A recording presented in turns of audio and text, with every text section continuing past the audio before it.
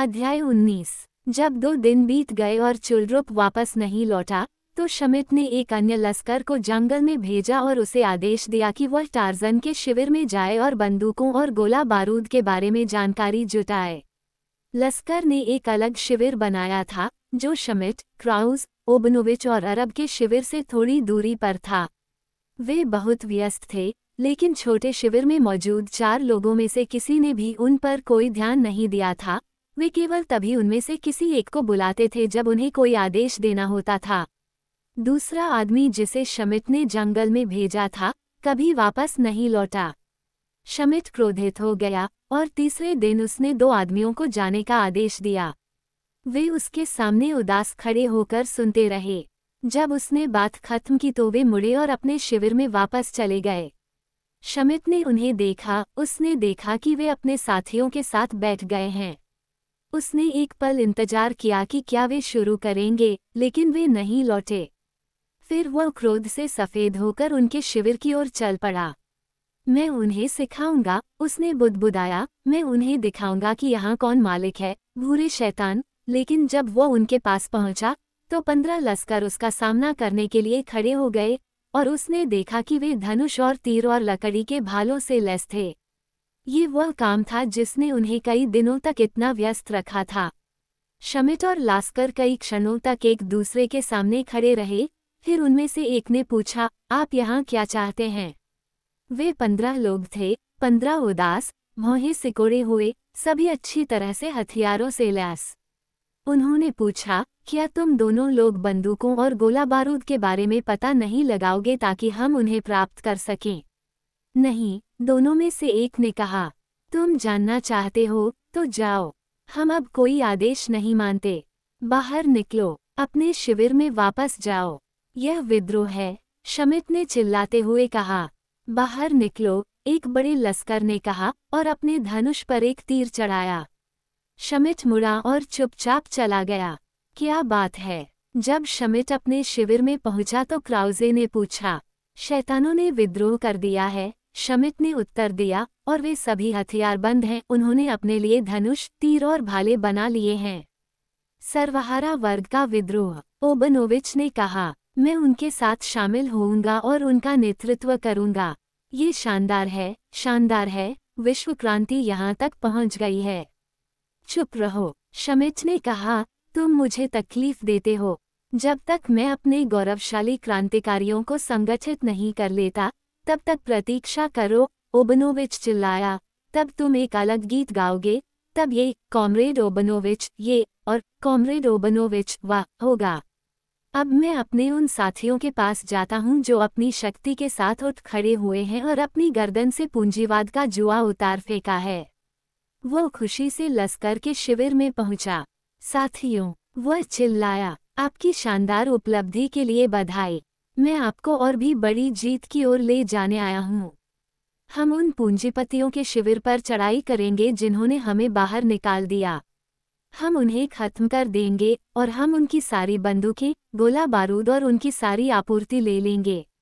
15 आदमी एक क्षण तक चुपचाप उसकी ओर देखते रहे। फिर उनमें से एक ने कहा, बाहर निकल जाओ।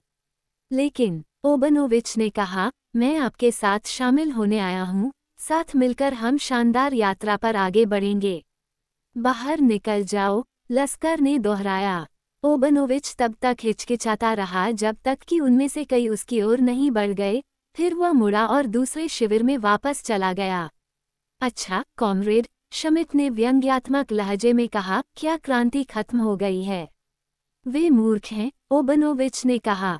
उस रात 4 लोगों को अपनी आग जलानी थी, जिसे लश्कर ने जंगली जानवरों से बचने के लिए पहले भी जलाकर रखा था, और उन्हें इसके लिए लकड़ियां भी इकट्ठी करनी थी। अब बारी बारी से पहरा देने की जिम्मेदारी उन पर आ गई थी। ठीक है कॉमरेड, शमिट ने ओबनोविच से कहा। अब जब आप एक क्रांति के दूसरी तरफ हैं तो आपको क्रांति कैसी लगती है? लश्कर के पास उन्हें आदेश देने के लिए कोई श्वेत व्यक्ति नहीं था, इसलिए वे सभी सो गए और अपनी आग को बुझने दिया। अब्दुल्ला अबू नैजम छोटे शिविर में पहरा दे रहा था जब उसने लश्कर के शिविर की दिशा से भयंकर गुर्राहटों की एक श्रृंखला सुनी और फिर दर्द और आतंक की चीख सुनी। अन्य 3 लोग जाग गए और अपने पैरों पर खड़े हो गए। यह क्या है? शमिट ने पूछा। एलेड्रिया, चौड़े सिर के स्वामी, अरब ने उत्तर दिया। वह क्या है? ओबनोविच ने पूछा। एक शेर, क्राउज ने कहा, उसे उनमें से एक मिल गया। दुर्भाग्यपूर्ण शिकार की चीखें अभी भी रात के सन्नाटे को चीर रही थीं, लेकिन अब वे लश्कर के शिविर से दूर थीं, क्योंकि शेर अपने शिकार को दूसरे लोगों की मौजूदगी से दूर खींच रहा था। कुछ ही देर में चीखें बंद हो गईं, और फिर एक और भी भयानक और भयावह आवाज आई। मांस और हड्डियों के फटने और टूटने की आवाज मांसाहारी की गुर्राहट के साथ मिल गई। क्राउस ने आग पर और लकड़ियां जमा कर दीं। वह शापित जंगली आदमी, उसने कहा, यह उन जानवरों को छोड़ रहा है। ये तुम्हारे हक में है, शमिट ने कहा, एक गोरे आदमी को पकड़कर पिंजरे में बंद करने का तुम्हें कोई हक नहीं था। यह अब्दुल्ला का विचार था, क्राउस ने शिकायत करते हुए कहा, अगर उसने मेरे दिमाग में यह बात न डाली होती तो मैं इसके बारे में कभी नहीं सोचता। उस रात शिविर में नींद नहीं आई। वे शेर को दिन के उजाले तक चरते हुए सुन सकते थे, और फिर भोर के कम अंधेरे में उन्होंने उसे अपने शिकार से उठकर पानी पीने के लिए नदी की ओर जाते देखा, फिर वह जंगल में गायब हो गया। अब्दुल्ला ने कहा, वह दिन भर लेटा रहेगा, लेकिन फिर बाहर आकर भोजन करेगा। जैसे ही अब्दुल्ला ने बोलना बंद किया, जंगल के किनारे से एक गंदी आवाज आए और 2 पक्षी चुपचाप बाहर निकल आए। लकड़बग्घों को शेर के शिकार की गंध आ गई थी और वे लश्कर के बचे हुए हिस्से को नोचने लगे। अगली रात लश्कर ने बिल्कुल भी आग नहीं जलाई और एक और आग लग गई। मूर्खों, क्राउस ने कहा, उस शेर को अब आदत हो गई है और हम में से कोई भी यहाँ फिर कभी सुरक्षित नहीं रह पाएगा।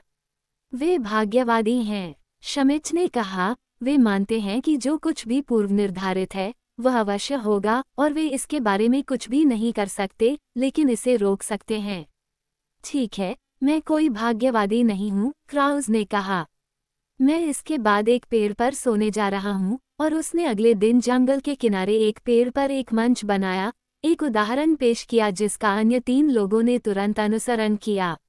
यहाँ तक कि लश्कर भी प्रभावित हुए, और उस रात शेर आया और खाली शिविरों में दहाड़ने लगा। मैं ये सब सह चुका हूँ, क्राउस ने कहा। मैं वापस जा रहा हूँ और उस आदमी टार्जन से मिलूंगा। अगर वो हमें अपने शिविर में रहने देगा तो मैं कुछ भी वादा कर सकता हूँ। तुम वहाँ कैसे जाओगे? शमिट ने पूछा। मैं 20 मिलियन मार्क के लिए भी उस जंगल से दोबारा नहीं गुजरूंगा।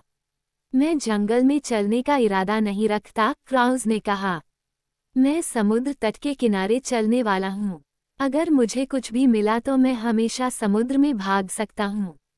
अरब ने कहा, मुझे लगता है कि एलेड्रिया हमारे प्रति वानरों के टार्जन से भी अधिक दयालु होगी। मैंने उसके साथ कभी कुछ नहीं किया, ओबनोविच ने कहा, उसे मुझे वापस आने देना चाहिए। शमिट ने कहा, शायद उसे डर है कि तुम क्रांति शुरू कर दोगे। लेकिन आखिरकार उन्होंने इसे आजमाने का फैसला किया, और अगली सुबह जल्दी ही वे समुद्र तट के किनारे दूसरे शिविर की ओर चल पड़े।